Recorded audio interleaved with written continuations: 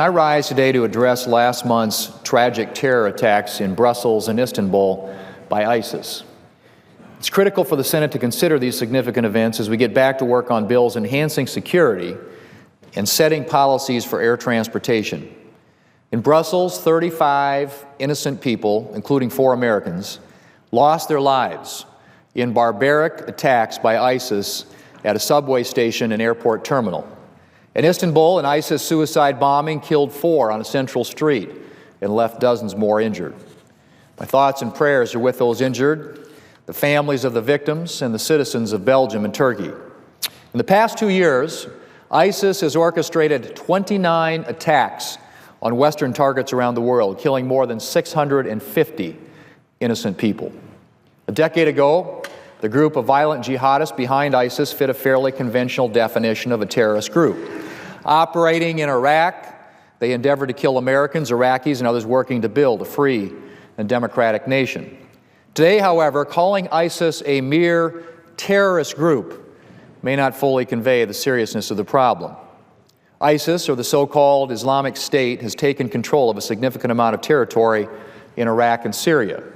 Within this territory, ISIS has established a self-proclaimed capital city and effective sovereignty over other populated urban centers.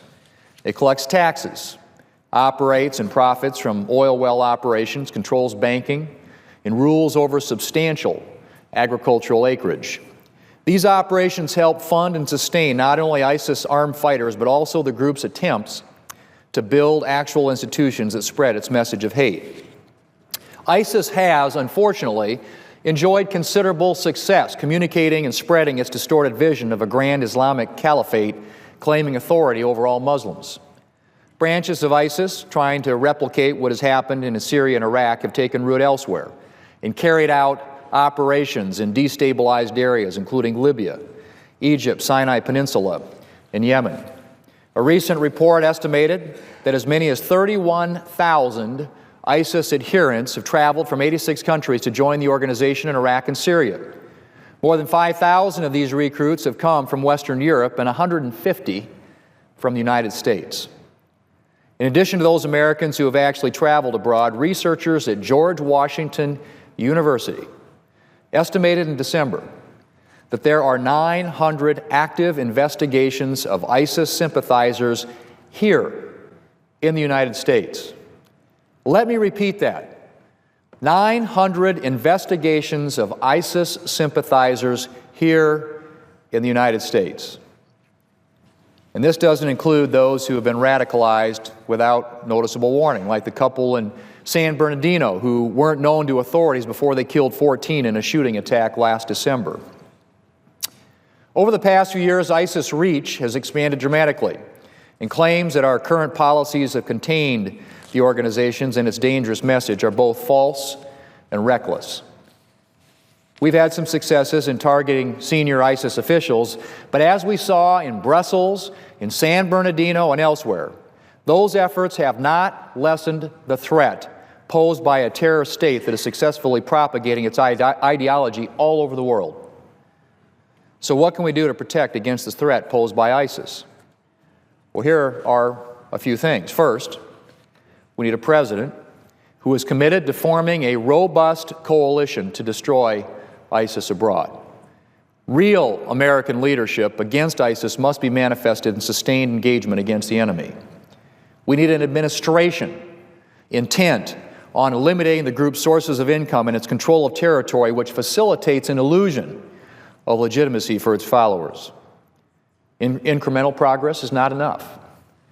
Indeed, the Washington Post reported last week that some terrorism experts believe pressure on the group's finances could make ISIS more dangerous and unpredictable until it's defeated. Second, we need to control our borders. We need to know who is coming in and out of our country and why. This includes screening travelers for ties to ISIS and to its sympathizers. One of the greatest threats facing Europe is citizens who leave their homes to fight for ISIS and then return to recruit or conduct operations in their communities. We also face this threat from European ISIS fighters, the return of American citizens who have fought for ISIS, and agents of ISIS posing as war refugees. Although we've passed bipartisan legislation to tighten some screening requirements, we need the administration to enforce the law rather than attempt to undermine or work around it. Third, as a final line of defense, we need to better secure the homeland. We must make sure the intelligence community, law enforcement, and homeland security officials have the tools that they need to deter attacks and to stop plots before they're launched. This includes the need for constant reassessment of our vulnerabilities so that we stay ahead of threats. Tomorrow, I will chair a hearing at the Commerce Committee with Transportation Security Administration Administrator Peter Neffinger, who happened to be in Brussels during the March 22 attacks. While we mainly see and know the Transportation Security Administration, or TSA, as the agency behind airport screening of passengers and baggage, the organization actually has a much broader charge. TSA is the designated federal agency for all transportation security matters. As we know from independent covert testing that exposed TSA failures a year ago, TSA still has work to do to improve screening at airports. But TSA also needs to focus on securing transportation by train, bus, pipelines, and through our ports.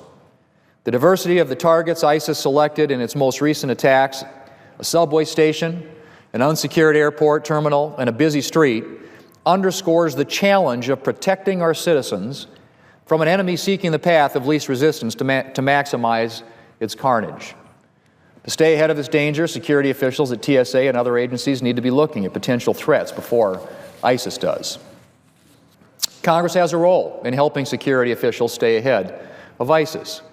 Aided by congressional oversight and government watchdogs, the Commerce Committee has already approved bipartisan legislation that Senator Bill Nelson and I have offered to address airport security vulnerabilities.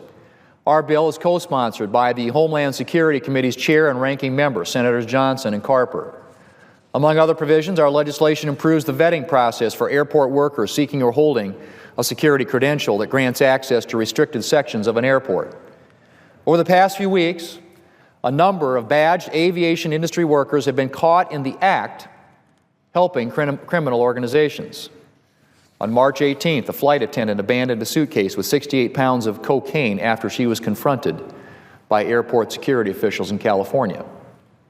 In Florida, on March 26th, an airline gate agent was arrested with a backpack containing $282,400 in cash that he intended to hand off to an associate.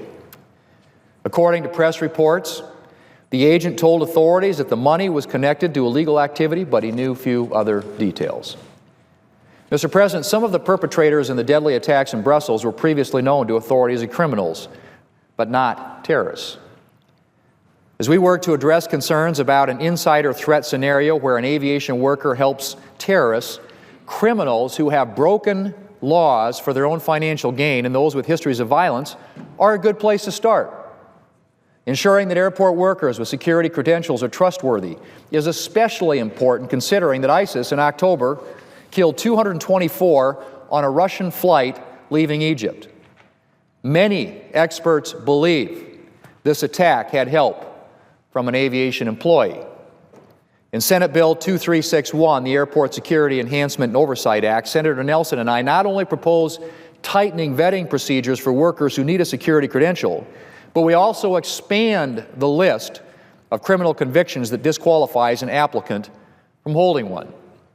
At present, even applicants convicted for embezzlement, racketeering, perjury, robbery, sabotage, immigration law violations, and assault with a deadly weapon can still obtain an airport security badge granting access to restricted areas.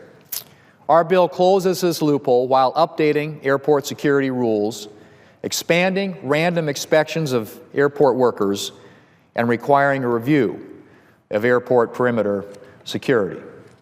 The Commerce Committee has also approved another TSA-related bill, H.R. 2843, the TSA PreCheck Expansion Act.